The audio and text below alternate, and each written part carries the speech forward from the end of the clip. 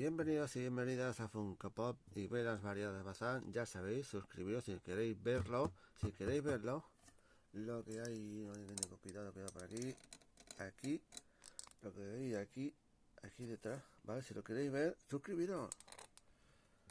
Suscríbete y nos veréis dentro de un ratito.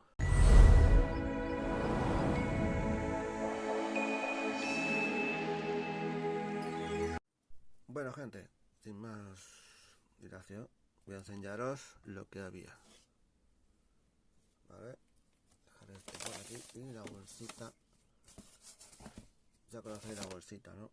La bolsita esta la conocéis. Bueno, pues presentaros.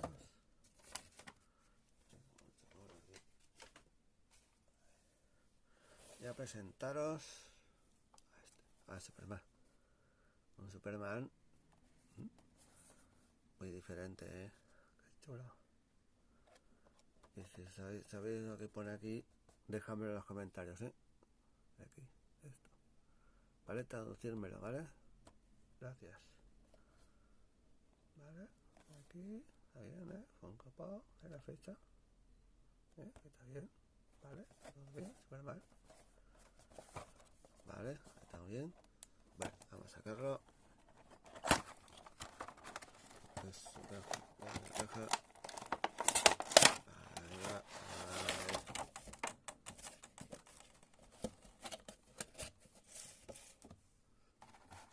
Enseñaros con más detalle.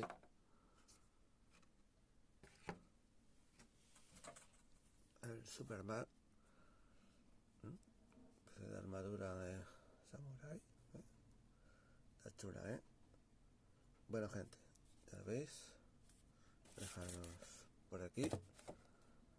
¿Lo veis? Sí. Y ahora lo pongo. Voy a poner aquí para lo que veáis, ¿vale? Con más detalle.